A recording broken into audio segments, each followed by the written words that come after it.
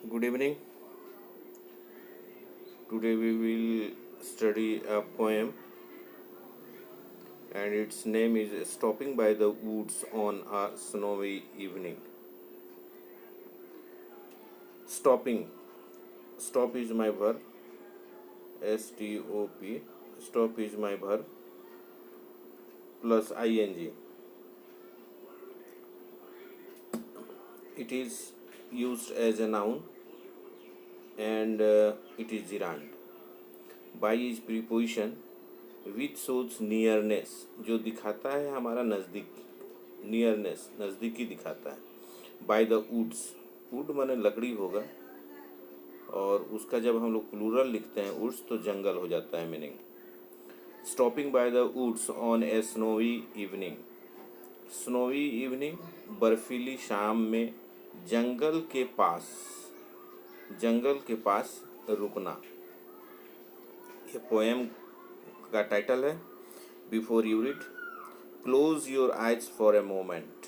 Close बंद करें, your eyes अपनी आँखें, ये पोसेसिव एडजेक्टिव होगा. फॉर ए मोमेंट कुछ क्षण के लिए. And think that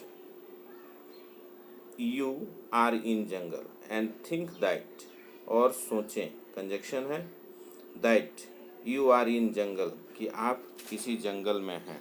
jungle he English होता है. वाट ऑल डू यू हियर और सी. वाट ऑल कौन सब चीज़, यानी कौन से चीज़, डू यू हियर आप सुनते हैं और देखते हैं. प्रेजेंट इंडेफिनिट टेंस का interrogative sentence. Don't the sounds frequent you.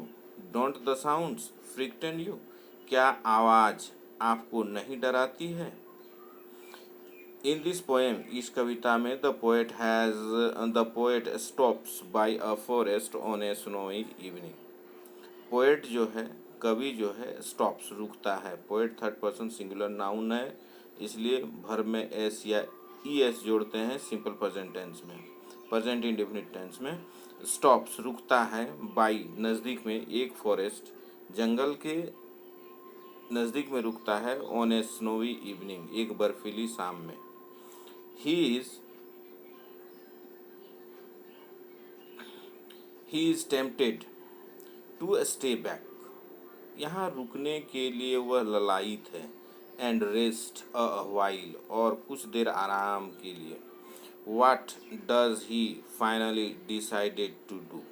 What does present indefinite tense में तातेती वाला है, इसलिए थर्ड सब्जेक्ट हमारा ही है, इसलिए डज लगेगा.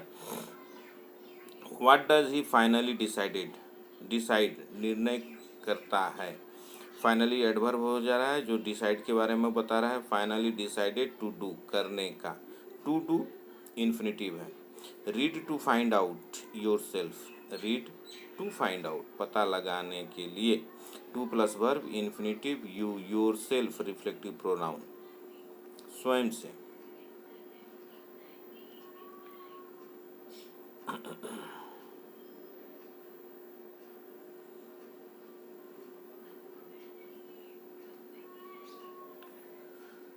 Whose woods these are? I think I know. Whose woods किसके जंगल, these are ये हैं, I think I know मैं सोचता हूँ कि मैं जानता हूँ. His house is in the village though. यद्यपि उनके घर हैं, इज मने है, इन विलेज. इज मेरा लिंकिंग वर्ब है. बी फैमिली का वर्ब जब भी अकेले आता है तब उसको लिंकिंग वर्ब की तरह यूज़ करते हैं. His house is in the village दो. यद्यपि उसका घर गांव में ही है. यानी कि ये वुड्स जो है, ये जो जंगल है, किनका है, इन गांव वालों का है जिनके घर गांव में है. उन लोगों का है जिनके घर गांव में है. He will not see me stopping here. Stopping, stop plus ING verb plus ING या तो पार्टिसिपल होता है या फिर जिरांड में यूज़ करते हैं. ही विल नॉट सी वह नहीं देखेगा, मी मुझे, पोसेसिव ऑब्जेक्ट है। मी, वह मुझे नहीं देखेगा। स्टॉपिंग, रुकते हुए, यहाँ स्टॉपिंग एज ए जिरांड यहाँ पर रुकते हुए एज ए नाउन यूज किया गया है। वह मुझे नहीं देखेगा रुकते हुए, हियर यहाँ to watch his woods fill up with snow. To watch देखना, निरीक्षण करना, हिज वुड्स उसके जंगल, फिल अप भरे हुए हैं, विथ स्नो। वह मुझे यहाँ रुकते हुए नहीं देखेगा कि मैं उसके जंगल जो स्नो से भरे हुए हैं उनको वॉच कर रहा हूँ, उनको देख रहा हूँ।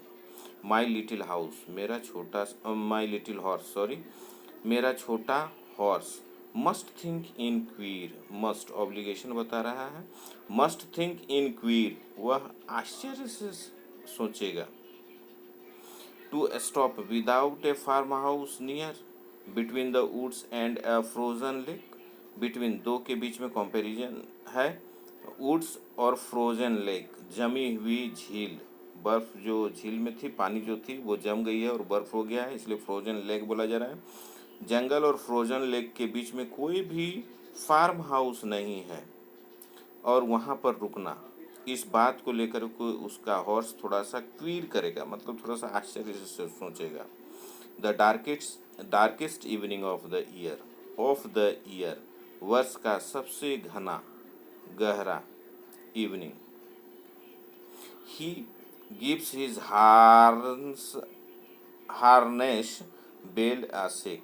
ही गिव्स, ही मेरा थर्ड पर्सन सिंगुलर प्रोनाउन है, उसके लिए भर में एस या एस जोड़ते हैं प्रेजेंट इंडेफिनिट टेंस में। ही गिव्स, वह देता है।